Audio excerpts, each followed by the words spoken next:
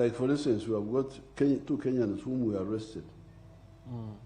They have been with us. I have their names, but I don't remember their names. Many people think Uganda's biggest problem is President Yoweri Museveni. But one man says the real trouble comes from his son, General Muhoozi Kainerugaba.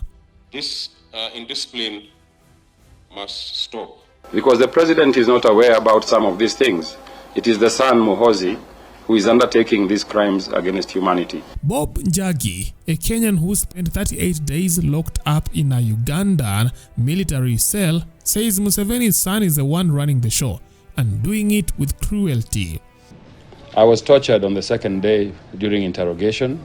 I was removed from the cell, blindfolded, taken to a room, chained into a chair like this on one hand, one officer at the back, another officer in the front. The one in the front would hit me with blows while I'm being asked, because they took our phones. And so they would go through the phones and ask us a question, who is so-and-so? According to Bob, General Muhoozi has used his power to jail at least 6 Nigerians and around 150 Ugandans without taking them to court. Inside those military camps, prisoners are starved, beaten, and in some cases left to die. Take a listen. I'm now being called a second-time defender, not offender. It was my second time to be abducted in a very short time by both the governments of Kenya and Uganda. I came here not prepared to do any written speech, but just to speak from my heart and to thank first you guys for the brilliant work you're doing towards defending the rights of people, ordinary citizens. Without the voice of the media, we would not know what's happening in Tanzania, we would not know what's happening in Uganda. So I think the fourth estate has become the voice of the people, the true voice of the people, and that's why I am honored to be here to speak to you today. I also wish to thank the human rights fraternity, the civil society.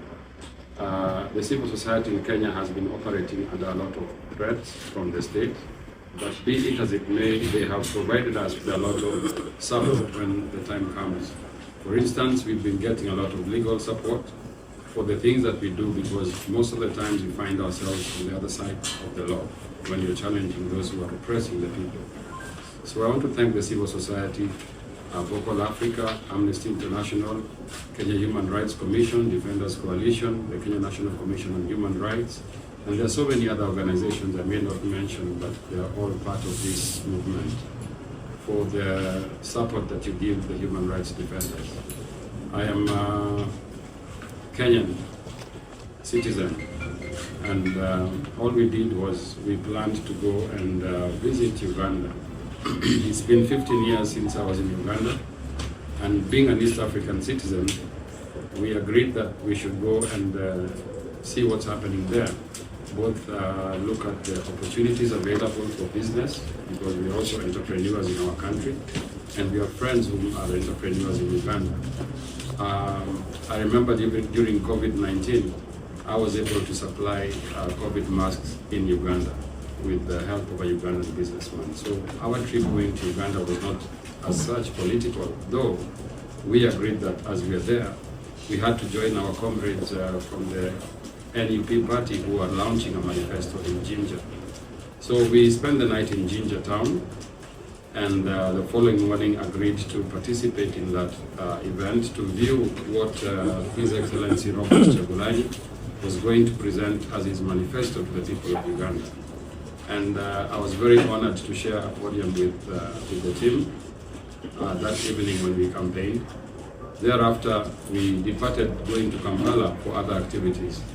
But as we got to Kampala, the vehicle had a problem, and we parked the vehicle at the petrol station called Starbucks.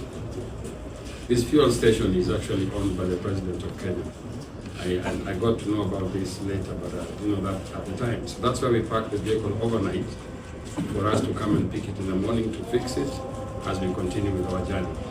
But at 10 o'clock in the morning, about 7 armed men, heavily armed military men, confronted us, and one of them introduced himself as an officer and said that we need to go with, you need to come with us. And when I saw the formation, I knew that we have to comply, otherwise we might even expose ourselves to more danger. And that was the first day of the abduction. We call it an abduction because From the moment they picked us to the moment they released us, the Ugandan government has been denying having us in custody. And perhaps this opportunity would be for me to plead or rather to demand from the Ugandan government to release all the political prisoners that they're still holding in the camps. We have the brother to the Internal Affairs Minister, his own brother, the Minister for Internal Affairs, Mutafiri, is looking for his brother. He was my bedmate. His brother has been in the same place for 4 months. The family doesn't know where he is. They think he's dead. I left him in the cell and he asked me, Bob, he asked me to talk to you to make sure the message gets to the president, because the president is not aware about some of these things. It is the son, Muhoozi, who is undertaking these crimes against humanity. They have been undertaken at the Special Forces Command Center in Serakasenyi. That is a training ground for the presidential security team.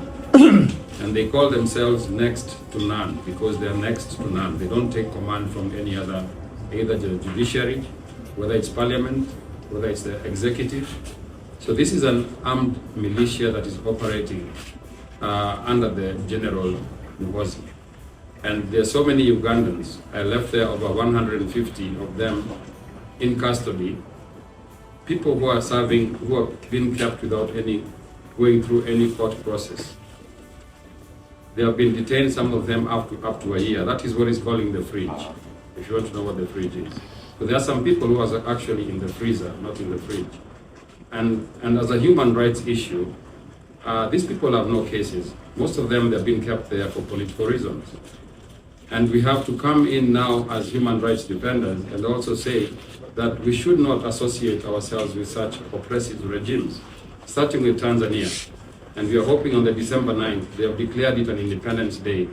Also in Kenya, we are declaring December 9th to be a total shutdown. We are going to stand in solidarity with our brothers in Tanzania, and we are going to shut our borders in Kenya in solidarity with Tanzania. The Tanzanian embassy, we are actually calling for it to be closed down immediately until further notice. And we are asking our legislators in parliament to push this motion, just like the South Africans did when there was an issue between Palestine and Israel. Okay, they closed the embassy of Israel. Why? Because they were collaborating with our Palestinians to massacre people in Palestine. The same thing is happening in Tanzania. What are we doing as Kenyans? What are we doing as Kenyans for our brothers? So let us wake up, let us rise up, and we realize that the three governments are collaborating between Museveni, our President Ruto, and Samia Suluhu. Our arrest was a coordinated arrest between the Kenyan government. They knew we were crossing over into Tanzania. They raised the alarm there, and those guys did the dirty job for them. So we as a people have decided we are going to unite across borders between the Tanzanian people, the East African community, and to ensure that we put a check on the excesses of these governments. We want governments that are led by the values of human rights at the center of every administration. And we shall continue to fight for these rights for as long as we are alive. Thank you.